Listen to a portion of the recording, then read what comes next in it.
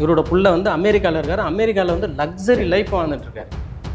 அங்கே அமெரிக்கா வாழும் நேபாளி மக்கள் அங்கே உள்ள வந்து ஒரு பிரதமரோட நாட்டோடைய பிரதமர், அதாவது நாங்கள் ஓட்டு போட்டு உருவாக்கின ஒரு பிரதமர், அவரோட புள்ள இங்கே வந்து லக்ஸரி லைஃப் வாழ்ந்துட்டுருக்காங்க. இப்போ நாங்கள் இன்னமும் கஷ்டப்பட்டு தான் இருக்கோம் அப்படின்னு சொல்லி இந்த ஒரு ஸ்டேட்டஸை வந்து ஒருத்தன் ஃபேஸ்புக்கில் வந்து போடுறான். அந்த ஸ்டேட்டஸை வந்து ஒரு 15-20 பேர் வந்து ஷேர் பண்ணுறாங்க. அதில் வந்து அந்த கமெண்ட் பண்ணவன் மேற்கொண்டு இந்த ஸ்டேட்டஸ் போட்டவன் அத்தனை பேருமே 15 நிமிஷத்தில் பிடிச்சி வந்து ஒரு ரூமில் வந்து அடைச்சி வைக்கிறாங்க. 32 பேர். இன்றைக்கி அந்த 32 பேர் பணமாக இருக்காங்க.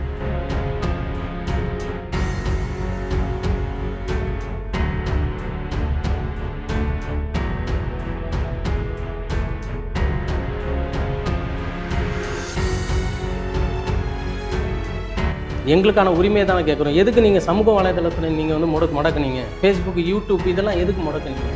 இதுக்காக தானே நாங்கள் இறங்கியிருக்கோம். எங்கள் உரிமையை தானே கேட்குறோம். காலகாலமாக நீங்கள் ஆண்டுகிட்டு இருக்கீங்க. இது வரைக்கும் எங்களுக்காக எதுவுமே செய்யலை. நாங்கள் வெளிநாட்டில் எங்கெங்கேயோ போய் செத்து தொலைஞ்சிட்டு இருக்கோம். நாங்கள் இங்கே தான் கேள்வி கேட்டோமா? அப்போ இந்த சமூக வலைதளமும் முடக்குனா இவங்களோட மொத்த வாழ்வாதாரத்தையும் முடக்கலாம் அப்படின்ற ஒரு கான்செப்டில் தானே நீங்கள் பண்ணுறீங்க. ஏன் பண்ணுறீங்க தானே கேட்குறோன்னு சொல்லி கதறாங்க.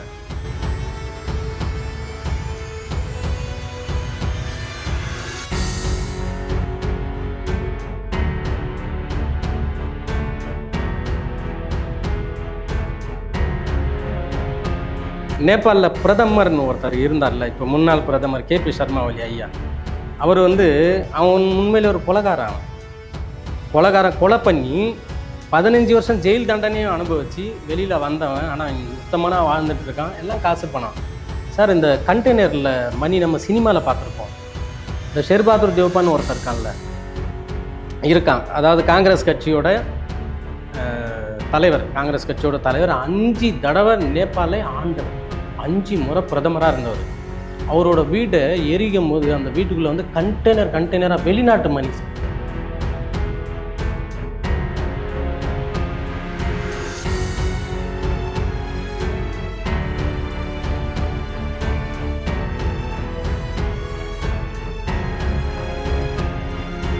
5 முறை ஆண்டவனுக்கு என்ன ப்ரொடெக்ஷன் கொடுத்துருக்கணும்? அவன் நல்லவன் இல்லாதனால, அவன் நல்லவனே கிடையாது, எல்லாருக்குமே தெரியுது. அதனால் ப்ரொடெக்ஷன் இல்லை. வீடு கூடுறாங்க, அப்படி வெளுத்து எடுக்கிறாங்க மக்கள். அவனையும் வெளுத்து எடுக்கிறாங்க, அவன் பொண்டாட்டியும் வெளுத்து எடுக்கிறாங்க. இப்போ 2 பேர் வந்து 2 தலைகள் வந்து, ஒருத்தன் வந்து துபாயில் இருக்கான், இன்னொருத்தன் எங்கே இருக்கானே தெரியல. அவங்க வீடெல்லாம் எரிச்சிட்டாங்க, துவம்சம் பண்ணிட்டாங்க. இதுக்கப்புறமேட்டு வந்து அவங்க ஊருக்குள்ளே வந்தாலும் வேஸ்ட்.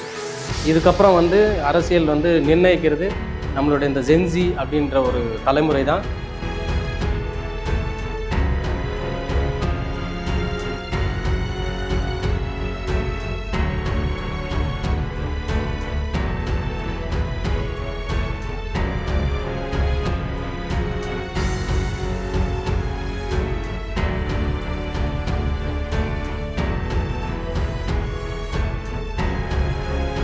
இருபத்தோரு பேரில் வந்து பார்த்திங்கன்னா, இந்த போராட்டத்தில் கலந்துக்கிட்ட 15-14 வயசு பிள்ளைங்க, என் தங்கச்சி, தம்பிங்க.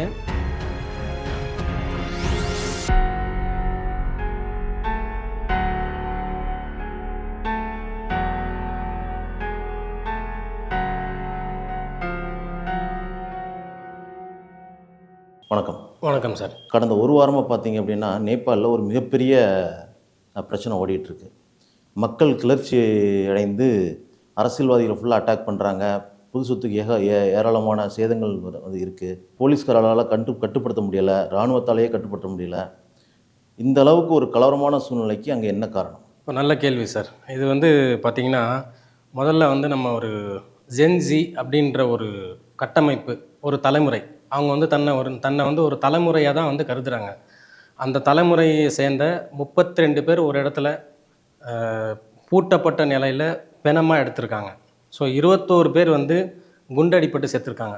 முதல்ல அவங்களுக்கு வந்து நம்மளோட நேபாளி வெல்ஃபேர் அசோசியேஷன் சார்பாக வீர வணக்கத்தை தெரிவிச்சுக்கிறோம். இது வந்து என்ன, இப்போ ஒரு கலவரம், ஒரு போராட்டம் அப்படின்றத தாண்டி ஒரு புரட்சின்னு சொல்லலாம். புரட்சின்னு எப்படி சொல்லணும் அப்படின்னா, எங்கெல்லாம் வந்து இந்த ஊழல் லஞ்சம், பசி, பட்டினி இதெல்லாம் வந்து அதிகமாக தலைவிரிச்சி ஆடுதோ, அந்த இடத்துல வந்து நிச்சயமாக வந்து இந்த மாதிரி புரட்சிகள் வந்து நடக்கும் அப்படின்றது வந்து புரட்சியாளர்கள் வந்து ஏற்கனவே சொல்லிட்டாங்க. ஸோ அந்த மாதிரி ஒரு புரட்சி தான் வந்து நேபாளத்தில் இன்றைக்கி வந்து நடந்துகிட்ருக்கு. இந்த புரட்சி நடக்கிறதுக்கு காரணம் முழுக்க காரணம் அரசு காரணம் அப்படின்னு கேட்டிங்கன்னா என்ன காரணம்னு கேட்டிங்கன்னா, காலகாலமாக நீங்கள் வாங்க, ஊருக்குள்ளே வாங்க, நாட்டுக்குள்ளே வாங்க, ஓட்டை மட்டும் போடுங்க. ஓட்டை போட்டு நீங்கள் கிளம்பி போயிட்டே இருங்க. இந்தியாவுக்கு போங்க, துபாய் போங்க, சிங்கப்பூர் போங்க, எங்கே வேணா போங்க. ஆனால் உங்களோட நாங்கள் டேட்டாவும் இங்கே எடுத்து வைக்க மாட்டோம்.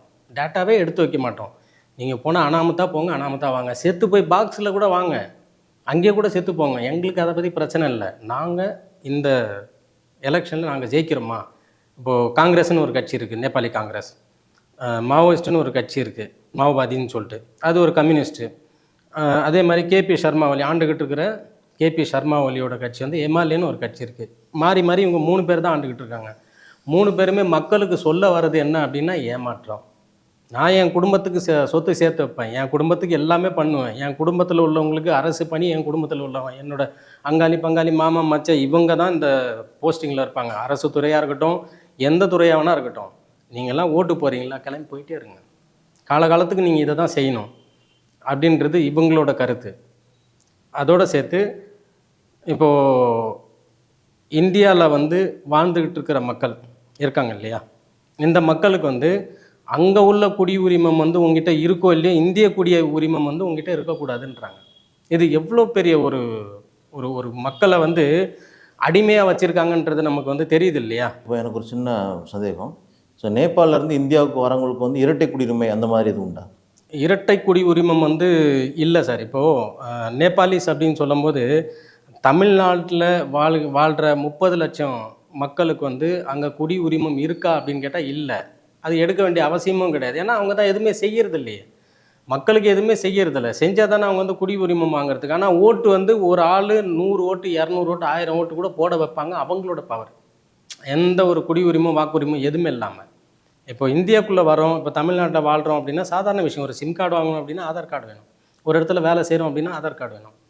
ஸோ இந்த மாதிரி வந்து ப்ரூஃபுகள் வந்து நீங்கள் வாங்கியிருந்தால் உங்களை வந்து நாங்கள் வந்து சட்டத்தில் எழுதப்பட்ட ஒரு விஷயம், உங்களை வந்து நாங்கள் ஜெயிலில் பிடிச்சி போடுவோம். அப்போ சட்டத்தில் வந்து மக்களை வாழ வைக்கணும்னு எழுதலை, சட்டத்தில் இது மட்டும் எழுதியிருக்கு. ஆதார் கார்டு வாங்கியிருந்தால், குடி உரிமம் வாங்கியிருந்தால் இவங்கெல்லாம் தூக்கி உள்ளே வைக்கணும்.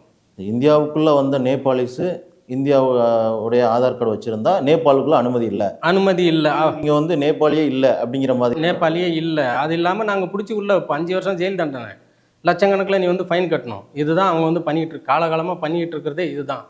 இது இல்லாமல் இந்த விஷயம் வந்து பூதாகரமாக வெடிக்கிறதுக்கான முக்கிய காரணம் என்ன அப்படின்னு கேட்டிங்கன்னா, இந்த ஒரு ஜென்சின்ற ஒரு கட்டமைப்பு இருக்கு இல்லையா, இந்த கட்டமைப்புக்கு பின்னாடி எந்த ஒரு அரசியல் இதுவுமே கிடையாது, சூழலுமே கிடையாது.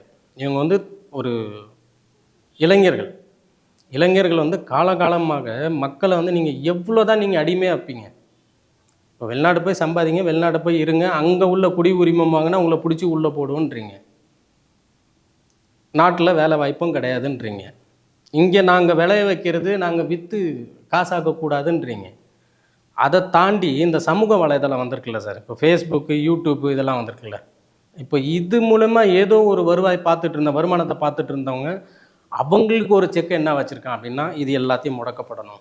பெரும்பாலும் இந்த ஜென்சி தலைமுறையே அதை வச்சு கொஞ்சம் வாழ்ந்துட்டு இருக்கு, ஏதோ வாழ்ந்துட்டு இருக்காங்க. இன்றைக்கி இந்த சமூக வலைதளத்தை வச்சு கொஞ்சம் ஏதோ ஓரளவுக்கு வாழ்ந்துட்டு இருக்காங்க. ஏதோ ஓரளவுக்கு ஆகாவோவும் இல்லை, ஏதோ ஓரளவுக்கு அவங்களோட திறமையை பேஸ் பண்ணி ஏதோ ஒன்று வாழ்ந்துட்டு இருக்காங்க. அதே நீங்கள் வந்து பண்ணக்கூடாது அப்படின்னு சொல்லி மொத்தமாக பேன் பண்ணோம் அப்படின்னு சொல்லி முடிவு பண்ணும்போது தான் இந்த ஜென்சின்ற ஒரு கட்டமைப்பு, ஒரு தலைமுறை வந்து களத்தில் இறங்குது. ஜென்சின்ற ஒரு கட்டமைப்பு வந்து இறங்குது. அந்த கட்டமைப்பு இறங்குறதுக்கான முக்கிய காரணம், இந்த சமூக வலைத்தளத்தை முடக்கிறதுக்கான முக்கிய காரணம் என்னென்னு கேட்டால், இப்போ இருக்கார் இல்லையா கேபி சர்மா ஒலி பிரதமர், மதிப்பிற்குரிய விளங்காத ஐயா பிரதமர் இருக்கார் இல்லையா, அவர் ஆனால் ராஜினாமா பண்ணிட்டார். இது மட்டும் முடிவு கிடையாது. அதாவது மக்கள் என்ன சொல்கிறாங்க அப்படின்னா, ஒரு சாந்தமாக ஒரு இடத்துல போராட்டம் பண்ணோம், இந்த போராட்டம் மூலிமா எங்களுக்கான சொல்யூஷன் வந்து கிடைக்கணும் அப்படின்னு சொல்லி இறங்கியிருக்கிற ஒரு மக்களை வந்து நீ வந்து சுட்டு கொள்ளுங்க அப்படின்னு சொல்லி நீ வந்து ஆர்டர் போடுற அப்படின்னா விடமாட்டாங்க, சும்மா விடமாட்டாங்க. நேபாளிஸ் வந்து இன்றைக்கி வந்து விழிப்புணர்வு வந்துடுச்சு. நேபாளிக்குள்ளே பல வருஷமாக விழிப்புணர்வு இல்லாமல் இருந்தாங்க. இன்றைக்கி வந்து விழிச்சிட்டாங்க, ஒன்றும் பண்ண முடியாது. இதுக்கப்புறம் இவர் என்ன பண்ணுறாரு அப்படின்னா, இவரோட புள்ள வந்து அமெரிக்காவில் இருக்கார். அமெரிக்காவில் வந்து லக்ஸரி லைஃப் வாழ்ந்துட்டுருக்காரு. அங்கே அமெரிக்கா வாழும் நேபாளி மக்கள் அங்கே உள்ளவன் வந்து ஒரு பிரதமரோட நாட்டோடைய பிரதமர், அதாவது நாங்கள் ஓட்டு போட்டு உருவாக்கின ஒரு பிரதமர், அவரோட புள்ள இங்கே வந்து லக்ஸரி லைஃப் வாழ்ந்துட்டுருக்கான். இப்போ நாங்கள் இன்னமும் கஷ்டப்பட்டு தான் இருக்கோம் அப்படின்னு சொல்லி இந்த ஒரு ஸ்டேட்டஸை வந்து ஒருத்தன் ஃபேஸ்புக்கில் வந்து போடுறான். அந்த ஸ்டேட்டஸை வந்து ஒரு 15-20 பேர் வந்து ஷேர் பண்ணுறாங்க. அதில் வந்து அந்த கமெண்ட் பண்ணவன் மேற்கொண்டு இந்த ஸ்டேட்டஸ் போட்டவன் அத்தனை பேருமே 15 நிமிஷத்தில் பிடிச்சி வந்து ஒரு ரூமில் வந்து அடைச்சி வைக்கிறாங்க. 32 பேர். இன்றைக்கி அந்த 32 பேர் பிணமாக இருக்காங்க. சாவடிச்சிட்டான். எதுக்காக? உன் புள்ள வந்து இந்த மாதிரி வாழ்கிறான், உன் புள்ள லக்ஸரி லைஃப் வாழ்கிறான், நாங்களாம் கஷ்டப்பட்டுட்டு தான் இருக்கோம். இது வந்து கருத்து சுதந்திரம் வந்து எல்லாருக்குமே உண்டு. அவனுக்கு என்னென்னா, அவருக்கு ஒருமையில் பேசுகிறேன்னு நினச்சிக்காதீங்க, ஆதங்கம் வருது.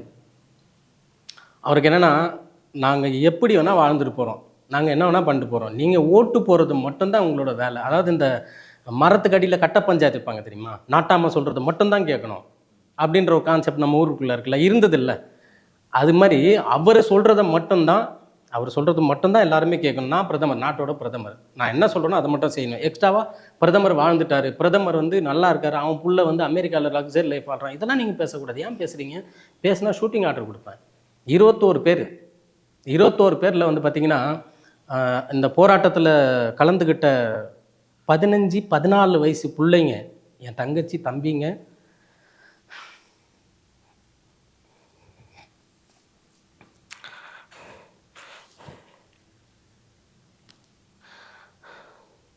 சரி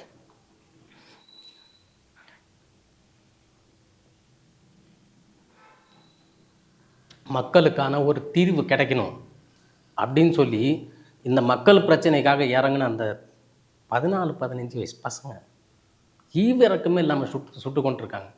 21 பேர். இப்போ இவன்லாம் வந்து ஒரு பிரதம மந்திரியா? நாட்டில் உள்ள மக்களை கொல்றதுக்கு அவனை வந்து பிரதமராக தேர்ந்தெடுத்திருக்கோம். சொல்லுங்கள் சார், அதுக்காக தேர்ந்தெடுத்திருக்கோம். யார் சார் அவர்? நாங்கள் உருவாக்குனது தானே, நம்ம தானே அவரை உருவாக்குறோம். சாரி, நம்ம தானே உருவாக்குறோம். நம்ம உருவாக்குனவன் நம்ம பிள்ளைங்களை, இதுவே அவன் பிள்ளைய யாராவது சுட்டு கொண்டா அவனுக்கு எப்படி இருக்கும்? அந்த சின்ன பசங்க சார், சின்ன பசங்க ஷூட் பண்ணி ஈவு இறக்கம் இல்லாமல் ஷூட் பண்ணி தள்ளுறாங்க. அந்த காணொலிலாம் பார்க்கும்போது மனசு பதறுது.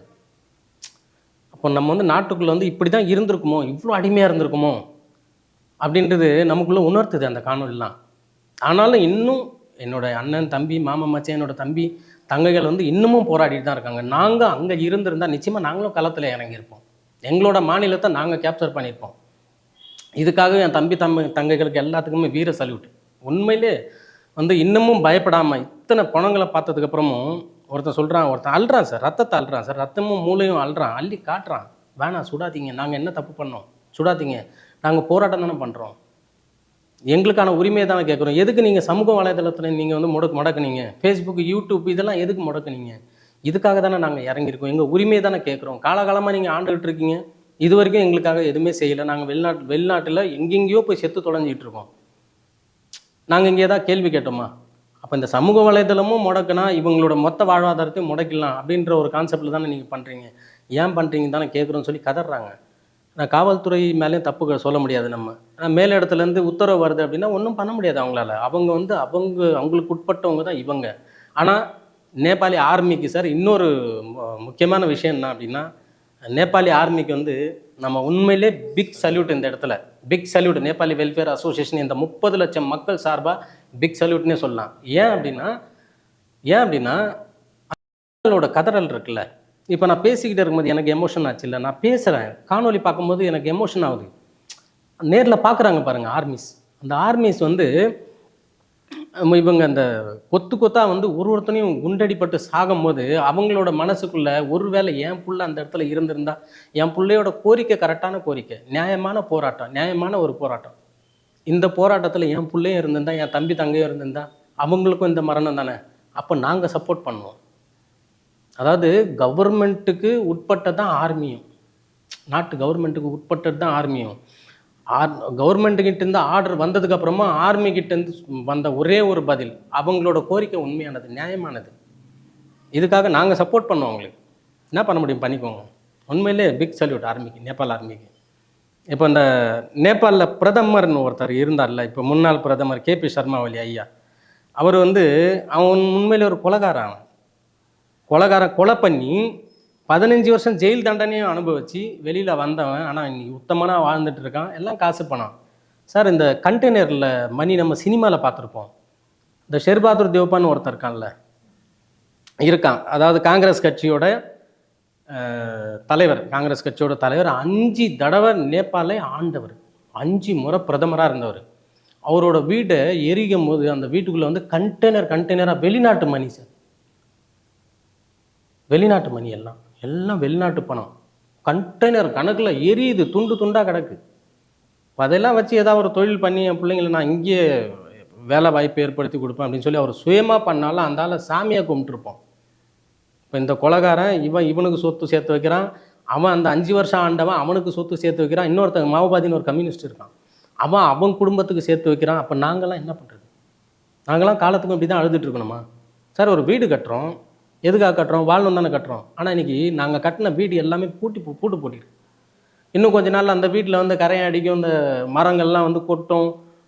செவுறு வந்து இந்த மாதிரி செவுறுலாம் கிடையாது, மண் கல்லால் உருவாக்கப்பட்ட செவுறு. அந்த காலத்தில் நம்ம ஊரில் எப்படி இருந்தது தமிழ்நாட்டில், அந்த மாதிரி செவர்கள் அதெல்லாம் இடிஞ்சு 5 லட்சம் 10 லட்சம் செலவு பண்ணி வாழணும் அப்படின்னு சொல்லி ஒரு வீட்டை கட்டி கடைசியில் அந்த வீட்லேயும் வாழ முடியாமல் ஊர்லேயும் இருக்க முடியாமல் எங்களோட ரொம்ப அவலமான நிலைமை. இந்த நிலைமை வந்து மாற்றணும் அப்படின்னு சொல்லி தான் அந்த ஜென்சி அப்படின்ற ஒரு டீம் வந்து கட்டமைப்பு வந்து அவங்க வந்து களத்தில் இறங்கியிருக்காங்க. அவங்களோட கோரிக்கை வந்து உண்மையிலே நியாயமான கோரிக்கை. இந்த எதுக்கு நீங்கள் சமூக வலைதளத்தை முடக்குனீங்க? அவன் பிள்ளையோட ஸ்டேட்டஸு இங்கே வருது, அந்த ஸ்டேட்டஸ் இங்கே வந்த உடனே அத்தனை பேருமே பிடிச்சி போடுறாங்க, சமூக வலைதளத்தை மொத்தமாக முடக்குறாங்க. இது வந்து நான் என்ன சொல்ல வரேன்னா, இப்போ நீங்கள் ஒரு அரசாக இருந்து, ஒரு கவர்மெண்ட்டாக இருந்து நீங்கள் மக்களுக்கு நல்லது செய்கிறீங்களோ இல்லையோ, இன்னொருத்தனோட ஸ்டைலை தயவு செஞ்சு ஃபாலோ பண்ணாதீங்க. அதாவது வடகொரியா அதிபர் அவர் வந்து என்னோட நாட்டுக்குள்ளே சமூக வலைதளம் என்னோட நாட்டை சம்மந்தப்பட்டது மட்டும்தான் இருக்கணும் அப்படின்னு சொல்கிறாருன்னா அவர் மக்களுக்கு அவ்வளோ பண்ணுறாரு. அந்த மக்களை வெளிநாட்டில் எங்கேயுமே அனுப்பலை. இப்போ இந்திய அரசாங்கம் எடுத்துக்கோங்க, 130 கோடி இருக்குமா சார்? 140 கோடி பிச்சை எடுக்கணும் இந்திய அரசாங்கத்துக்கிட்டலாம். அந்த நாய்ங்க பிச்சை எடுக்கணும், உண்மையிலே அரசியல் கற்றுக்கணும். இந்திய அரசாங்கம் இந்த மாநிலத்தை விட்டு அந்த மாநிலம்தான் போய் நம்ம பிழைக்கிறோமே தவிர நாடை விட்டு போய் பிழைக்கல. நாடை விட்டு பிழைக்கிறவங்க யார்? நிறைய படித்தவங்க, லக்ஸரி லைஃப் வாழணும், நிறைய படித்தவங்க, அந்த மாதிரி உள்ளவங்க தான் நாடு விட்டு நாடு போகிறாங்க. 140 கோடி மக்களை தன்னோட நாட்டுக்குள்ளே தக்க வச்சிருக்கிற பிரதமரும் இந்தியாவில் தான் இருக்காங்க, இதே உலகத்தில் தான் இருக்காங்க. 3 கோடி மக்களை தக்க வைக்காத ஒரு அரசாங்கமும் இங்கே தான் இதே உலகத்தில் தான் வாழ்ந்துட்டு இருக்கு. அது வாழுது அப்படின்ட்டு சொல்கிறத விட சாகுதுன்னு சொல்லலாம், நாளுக்கு நாள் சாகுதுன்னு சொல்லலாம். இந்த மரணம் எங்களோடது இல்லை, அவங்களோடது. இப்போது இந்த கிளர்ச்சியோட அடுத்த கட்டம் எந்த மாதிரி சார் இருக்கும்? இதோட அடுத்த கட்டம் சார், இப்போது 70% மிஷன் வந்து முடிஞ்சு போச்சு, சக்ஸஸ். ஜென்சியோட இந்த போராட்டம், இந்த கோரிக்கை வந்து 70% வந்து முடிஞ்சு போச்சு. இதுக்கப்புறம் அரசியல்வாதிகள் யாருமே இப்போது வெளியில் தலை காட்ட முடியல இல்லையா? எல்லாம் தெரிச்சு ஓடுறாங்க சார். இந்த 5 வருஷம் பிரதமராக இருந்தவன் நல்லா யோசிச்சு பாருங்க, ஒரு ஊராட்சி தலைவரை போய் அடிக்கணும் அப்படின்னால அவன் சுற்றி எப்படி ஆட்கள் இருப்பாங்க, காவல்துறை இருப்பாங்க. 5 முறை ஆண்டவனுக்கு என்ன ப்ரொடெக்ஷன் கொடுத்துருக்கணும்? அவன் நல்லவன் இல்லாதனால, அவன் நல்லவனே கிடையாது, எல்லாருக்குமே தெரியுது. அதனால் ப்ரொடெக்ஷனே இல்லை. வீடு பூடுறாங்க, அடி வெளுத்து எடுக்கிறாங்க மக்கள். அவனையும் வெளுத்து எடுக்கிறாங்க, அவன் பொண்டாட்டியும் வெளுத்து எடுக்கிறாங்க. இப்போ 2 பேர் வந்து 2 தலைகள் வந்து, ஒருத்தன் வந்து துபாயில் இருக்கான், இன்னொருத்தன் எங்கே இருக்கானே தெரில. அவங்க வீடெல்லாம் எரிச்சிட்டாங்க, துவம்சம் பண்ணிட்டாங்க. இதுக்கப்புறமேட்டு வந்து அவங்க ஊருக்குள்ளே வந்தாலும் வேஸ்ட்டு. இதுக்கப்புறம் வந்து அரசியல் வந்து நிர்ணயிக்கிறது நம்மளுடைய இந்த ஜென்சி அப்படின்ற ஒரு தலைமுறை தான். 18 வயசுலேருந்து 35 வயசு அவங்களோட கொள்கையை வந்து 18லேருந்து 35க்குள்ளே உள்ளவன் தான் நாட்டை ஆளணும், அவன் தான் கரெக்டாக இருப்பான் அப்படின்னு சொல்லி ஒரு முக்கியமான ஒரு 3 தலைவர்களோட பேரை வந்து அறிவிச்சிருக்காங்க. அந்த 3 தலைவர்கள் அப்படின்னு பார்க்கும்போது, ஒரு தலைவர் வந்து அவர் தலைவர்னு சொல்கிறத விட ஒரு மேயர், ஒரு காட்மாண்டு மாநகராட்சியோடைய ஒரு மேயர் பாலேன் ஷா அப்படின்னு சொல்லிட்டு, அவரோட பேர் பாலேன் ஷா. அவர் மக்கள் விரும்புகிறாங்க. ஏன் விரும்புகிறாங்கன்னா, அவர் வந்து ஒரு காலத்தில் வந்து ரேப்பராக இருந்தவர், ரேப் சிங்கராக இருந்தவர். அந்த ரேப் அவர் எழுதுகிற வரிகள் எல்லாமே வந்து புரட்சிகரமான வரியாக தான் இருக்கும். அவர் அப்போத்துலேருந்து கெரியர் ஸ்டார்ட் பண்ண காலத்துலேருந்து நல்ல வசதியானவர், பேக்ரவுண்ட் வந்து நல்ல வசதியான குடும்பம். அவருக்கு வந்து அரசியலில் வந்து தான் சம்பாதிக்கணும்னு இல்லை, ரேப் ஆடி தான் சம்பாதிக்கணும்னு இல்லை, ஆனால் புரட்சி செய்யணும். யோசிச்சு பாருங்கள், புரட்சி ஒன்று பாடல்களால் செய்ய முடியும், இல்லை மேடையில் நின்று செய்ய முடியும், இல்லை களத்தில் இறங்கி செய்ய முடியும். அவர் ஆரம்பித்த புரட்சி வந்து பாட்டால் ஆரம்பித்தார். அந்த பாட்டை வந்து மக்கள் ரசிக்க ரசிக்க ஒரு மாநகராட்சியோட மேயராக மாறினார். மேயராக மாறினதுக்கப்புறமும் இது வரைக்கும் யார்கிட்டையும் அந்த மனுஷன் வந்து கை நீட்டி இது வரைக்கும் லஞ்சம் வாங்கினதா யாருமே சொல்ல முடியாது. அதனால் இந்த மக்கள் வந்து இவர் பிரதமராக வந்தால் நல்லாயிருக்கும் அப்படின்னு சொல்லி ஒரு பக்கம் இவரோட பேரை அறிவிச்சிருக்காங்க. இன்னொரு பக்கம் வந்து நம்மளோட காட்மாண்டுலே வந்து தரான் அப்படின்னு சொல்லிட்டு ஹர்க சாம்பாங் அப்படின்னு சொல்லிட்டு அவர் ஒரு மேயர். அந்த மேயரை வந்து நம்ம நேரில் பார்த்தோன்னு வச்சிங்களேன், பா உண்மையிலே நேரில் இப்படி பார்த்தோன்னா முத்தம் கொடுக்கலாம் சார். அவ்வளோ ஒரு ஹக் பண்ணி முத்தம் கொடுக்கலாம். அப்படி ஒரு மனுஷன். எளிமையின் சிகரம். பணம் இருக்குது, வசதி இருக்குது, எல்லாமே இருக்குது. அதாவது இவரும் இந்த பாலேன்ஷான்றவரும் எந்த ஒரு கட்சி சார்ந்தவங்க கிடையாது, தனியாக நிற்கிறாரு, நின்று ஜெயிக்கிறாரு. இந்த ஹர்க சாம்பாங் அப்படின்றவரும் தனியாக நிற்கிறாரு. பல வருஷம் போராட்டத்துக்கு அப்புறம் மேயராக ஜெயிக்கிறாரு. ஜெயிச்சதுக்கப்புறம் அரசாங்கத்துக்கிட்ட கோரிக்கை வைக்கிறாரு, இந்த ஊர் மக்களுக்கு வந்து என்னோட எல்லைக்குட்பட்ட மக்களுக்கு வந்து குடிநீர் வசதி இல்லை, போக்குவரத்து வசதி கொஞ்சம் கம்மியாக இருக்குது, இதை செஞ்சு கொடுக்கணும்னு சொல்லிட்டு, நீ தான் தனிச்சு நின்னவனாச்சே, நீ தான் பெரிய ஆளாச்சே, நீயே பார்த்துக்கோ அப்படின்னு சொல்லும்போது அது அவருக்கு ஒரு சேலஞ்சாக தெரியுது. அவரை ஒரு சேலஞ்சாக எடுத்துக்கிட்டு எந்த மேயராவது நீங்கள் சொல்லுங்கள், நம்ம பார்த்துருக்கோமா, அந்த பாண்டு தூக்கி பார்த்துருக்கோமா, கல் உடைச்சி பார்த்துருக்கோமா? அந்த மனுஷன் சார் தரையில் உட்காந்து சாப்பிட்றான் சார். தரையில் உட்காந்து நம்ம எல்லாத்தோடு சேர்ந்து சாப்பிட்றாரு. அதாவது இந்த குடிநீர் வசதியை வந்து நம்ம எப்படி ஏற்படுத்தி கொடுக்கணும் அப்படின்றது எனக்கு தெரியும், நீ வந்து எனக்கு கொடுக்கணுன்னு அவசியம் இல்லை, அரசாங்கம் எனக்கு வந்து பட்ஜெட் கொடுக்கணுன்னு அவசியமே இல்லை அப்படின்னு சொல்லிட்டு அந்த ஊர் மக்களை திரட்டி எல்லாருமே சேர்ந்து ஒரு தன்னோட உழைப்பை வந்து ஃப்ரீயாக போட்டு அந்த குடிநீர் வந்து ஊருக்குள்ளே கொண்டு வர்றாரு. அப்போ கொண்டாடப்படுறாரு. அடுத்தடுத்து அவரோட வேலைகள் பார்த்திங்கன்னா அவ்வளோ ஒரு முக்கியமான பங்கு இருக்குது நாட்டில். அதுக்கு அடுத்தபடியாக ஒரு பத்திரிகை நிருபர் ஒருத்தர் பல லட்சம் சம்பளத்தை வந்து அமெரிக்காவில் வெளிநாட்டிலே உதறி தள்ளிட்டு வந்திருக்காரு. தூய்மையான மனுஷன். அவர் வந்து கட்சி ஆரம்பித்த 6 மாதத்தில் துணை பிரதமர் ஆனார். நிறைய சீட்டுகள் வாங்கினார். நல்லா செம்ம வரவேற்பு. அப்போ அவரை எப்படி காலி பண்ணணுன்றதான் இந்த 3 பேருமே யோசிக்கிறாங்க. இந்த ஆண்ட கட்சிகள் இருக்காங்க இல்லையா, இவங்க யோசிக்கிறது தானே இவரை எப்படி காலி பண்ணலாம். ஏன்னா இந்த ஆள் வந்து ஒரு டீம் வச்சுருக்கான். இவனோட டீம் அப்படின்னும் போது லஞ்சம் ஊழல் இதுக்கு வந்து எதிர்ப்பான டீமு. இந்த ஆள் பேச வர்றதே முதல்ல லஞ்ச ஊழலை பற்றி மட்டும்தான் பேசுவான். அப்போ இந்த ஆளை வந்து காலி பண்ணணும். இந்த ஆள் என்ன பேசுகிறான், டோட்டல் நேபாளிஸ் வந்து நம்ம நாட்டுக்குள்ளே தக்க வைக்கணும், இங்கே வேலை வாய்ப்பு ஏற்படுத்தி கொடுக்கணுன்ற. அடப்பா அப்படிலாம் ஏற்படுத்தி கொடுத்தீங்கன்னா நாங்கள் எப்படா சம்பாதிப்போம் அப்படின்னு சொல்லி அந்த ஆளை நேபாளோட சிட்டிசனே இல்லைன்னு சொல்லி ஜெயிலில் தூக்கி போடுறாங்க. அதுக்கு அடுத்தது இன்னொரு பிரச்சனை தூண்டி விட்டு அவன் லஞ்சம் வாங்கினான்னு சொல்லி அவர் இன்னமும் உள்ளதாக இருக்கார். நேற்றுக்கு தான் வந்திருக்காரு அந்த மனுஷனோட பேரும் அடிப்படுது. ஆனால் அந்த பிரதமர் இந்த 3 பேரில் யார் வந்தாலும் எல்லாருக்கும் ஒரு துறை நிச்சயமாக கொடுப்பாங்க. இனிமேல் நாடு ஓரளவுக்கு வந்து முன் வருமா, பின்தங்கியிருந்த நாடு, பின்தங்க வச்சிருந்த நாடு, இந்த 3 தலைவர்களால் பின்தங்க வச்சிருந்த நாடு இனிமேலாச்சு வேலை வாய்ப்பு, கல்வி, மருத்துவம் அப்படின்னு சொல்லி ஓரளவு கொஞ்சம் முன்னாடி வருமான்ற கொஞ்சம் நம்பிக்கை வந்திருக்கு. அதுக்கான முக்கிய காரணமே ஜென்சி இந்த கட்டமைப்பு தான். மறுபடியும் அந்த டீமுக்கு வந்து பிக் சல்யூட். நேபாள் ஆர்மிக்கும் பிக் சல்யூட். அதே போல் தலைவர்கள் எங்கே மறைஞ்சிருந்தாலும் அடிக்கு உதைன்னு சொல்லி அவங்க சொல்லிட்டாங்க. அந்த டீம் சொல்லிட்டாங்க, ஒன்றுமே பண்ண முடியாது. இதுக்கப்புறம் தயவு செஞ்சு வந்து சரண்டர் ஆகிறது தான் நல்லது. சரண்டர் ஆகிட்டால் உயிரோடாது இருக்கலாம். இந்த கிளர்ச்சிக்கு பின்னாடி வேறு பக்கத்து மாநில நாடுகள் இருக்கலாம் அப்படிங்கிற மாதிரி சந்தேகப்படுறீங்களா? இப்போ சைனாவோ இந்தியாவோ இதுக்கு பின்னாடி இருக்கலாம் அப்படிங்கிற மாதிரி ஏதாச்சும் நியூஸ் இருக்கா? ஆமாம் சார். இப்போது இந்த போராட்டம் இருக்கு இல்லையா, இந்த போராட்டக்காரர்கள் வந்து தன்னுடைய கோரிக்கையை மட்டும், நியாயமான கோரிக்கையை மட்டும் வச்சு போராட்டம் பண்ணிகிட்ருக்காங்க, புரட்சி பண்ணிகிட்ருக்காங்க. இவங்களோட புரட்சியை கெடுக்கணும் அப்படின்றதுக்காக இந்த வெளிநாட்டு கைக்கூலிகள் இருக்காங்கல்ல, உள்ள கட்சிகள் இருக்காங்கல்ல, இந்த கட்சிகள் என்ன பண்ணுறாங்க அப்படின்னா அவங்களோட நீங்களும் மிங்கிள் ஆகிட்டு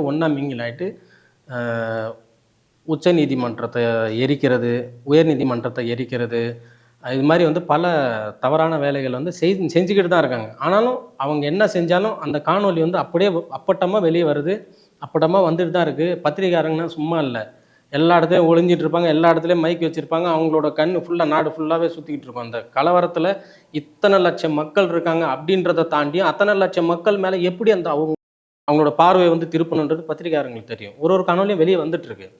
இந்த வெளிநாட்டிலேருந்து பணத்தை வாங்கி இந்த நாட்டை வந்து இப்படியே வச்சிருக்கணும் அப்படின்றவங்க வந்து ஒரு டீம் உள்ளே இறக்கி இது மாதிரி அரசு அலுவலகம் இப்போ வந்து உச்சநீதிமன்றம் எரிக்கப்பட்டிருக்கு. அது வந்து சாதாரண விஷயமே கிடையாது.